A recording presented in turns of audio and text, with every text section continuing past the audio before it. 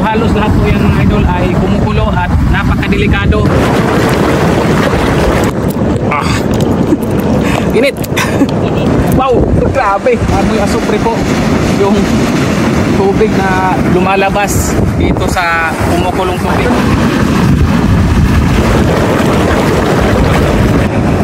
Kainin po ang itlog na maluluto dito sa kumukulong tubig nito. Ay hindi naman nakakalasong po mga limaman. Ayun, luto na luto. Pwede na kainin ito, tay? Posibleng mahulog ka po sa kumukulong tubig dito sa ka-adventure. Maaring isa ka sa magulat, mamangha at magtaka na mayroon parang ganito sa Pilipinas na lugar na kumukulo ang tubig at pwede kang magluto ng itlog, lalong-lalo na pwedeng-pwede itong kainin. Wala naman patang amoy. Amoy itlog. itlog talaga. Itlog talaga. Murang na sila, idol. Di ba, manisip pa rin ng videos niya? Ang init. Ka-adventure, mula nga po dito sa probinsya ng Masbate ay maglalakbay kami papuntang probinsya ng Albay upang masaksihan at makita ng personal ang trending ngayon sa social media na kumukulong lawa na doon lang matatagpuan sa isang barangay. At pagkarating nga po namin sa probinsya ng Albay ay agad kaming dumaan sa isang tindahan at bumili ako ng 10 tray ng itlog upang subukan nga po na lutuin sa kumukulong lawa. At pagkatapos ko nga po na makabili ng itlog ay agad na kaming bumiyahe patungo sa isang bayan, sa bayan ng Maanito, at dito namin makikita ng personal kung talaga bang totoo ang sinasabi nila na kumukulong lawa. Halos 2 hanggang 3 oras nga po ang sabi nila na biyahe papunta dito.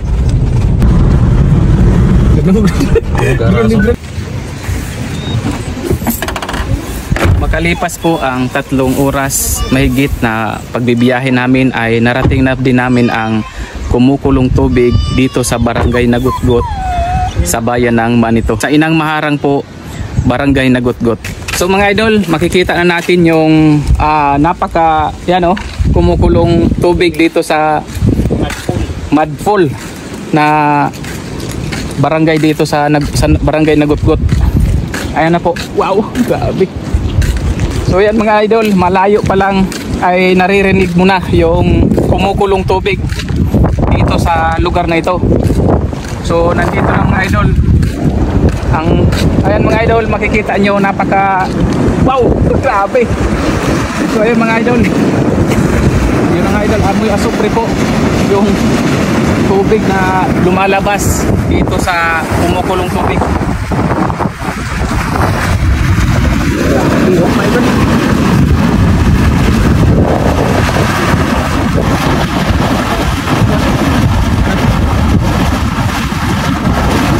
Sa likod ko nga mga idol ay makikita nyo ang sobrang gulo ng tubig dito sa area na ito. So halos lahat po yan mga idol ay kumukulo at napakadelikado kung pumunta ka dyan sa area na yan dahil posibleng mahulog ka po sa kumukulong tubig dito sa area na ito. So yan mga idol, napakalawak ng kumukulong tubig dito sa area na ito.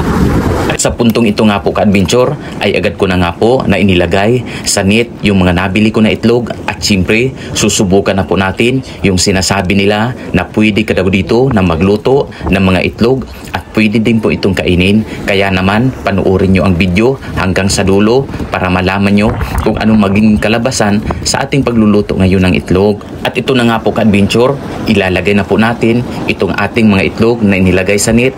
Siyempre dito nga po sa kumukulong tubig, napakadelikado nga po dito na mag-apak-apak, baka isa sa butas ang iyong maapakan. Kaya naman hindi po pinapayagan ang mga tao na mag-isa na pumunta dito. Dito nga sa puntong ito ay talaga namang kulong-kulo ang tubig dito at sigurado nga po na maluluto talaga itong inilagay natin na itlog.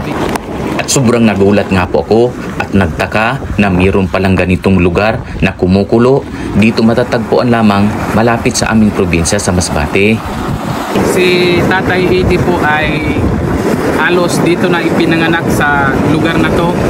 At mismong yung kanyang mga magulang at saka kanyang lolo ay ganito na po ang sitwasyon sa lupa na ito na kumukulo na talaga yung tubig. So, kumusta man ang ano dito tayo? Marami bang pupunta dito na ano po, kumusta? So, ang ano po nito ay open na siya. So, kailangan mo ano pang barangay o ano na po? Pinaagi na kayo sa munisipal na pigment. Hindi kainin po ang itlog na maluluto dito sa kumukulong tubig nito. Ay, hindi naman nakakalasong kung halimbawa dito.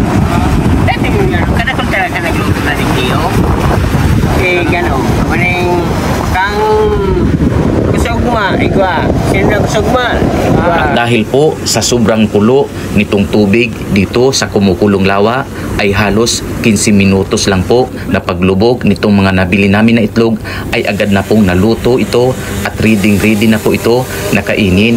Siyempre, sabi nga po ng aming isa sa nakausap na residente dito ay pwede naman po talagang kainin at hindi naman delikado ang ganitong klase ng pagluluto ng itlog lalo na dito sa kumukulong lawa. At ayon pa nga po sa pahayag ni Tatay Edi ay napakarami na daw po na sumubok na magluto ng itlog dito sa kumukulong lawa. Sa lugar nga po na ito ka-adventure, nagkamalay at tumanda si Tatay Edi ni minsan po ay wala siyang nabalitaan na nagkasakit na kumain ng niluluto dito na itlog sa kumukulong lawa. At sa puntong ito nga po ka-adventure ay agad ko na nga pong tinikman itong niluto ko na itlog dito sa kumukulong lawa. Wala naman po akong natikman na kakaibang lasa at siyempre ng amoy. Ganun pa rin po ang lasa ng itlog karaniwan na niluluto natin sa ating mga tahanan. Kaya naman dito ko po napatunayan na sipo talaga kainin ang niluluto na itlog dito sa kumukulong lawa.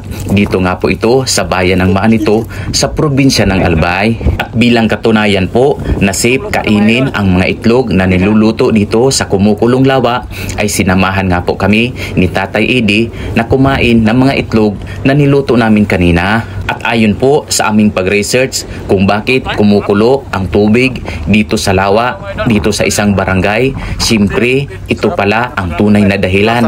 Kaya naman po kumukulo ito dahil malapit nga po ito sa isang bulkan sa probinsya ng Sorsogon na tinatawag po na Mount Bulusan. Bagaman napakadelikado ng lugar na ito sa mga residente dito ay malaki pa rin po ang naitutulong nito pagdating sa turista kasi nga nakakamangha at nakakagulat na mayroon palang lugar na ganito na matatagpuan mo lang sa isang barangay at sa bayan ng Manito, probinsya ng Albay. Siyempre, ang mga turista ay pumupunta dito upang masaksihan nga po itong sikat na kumukulong lawa.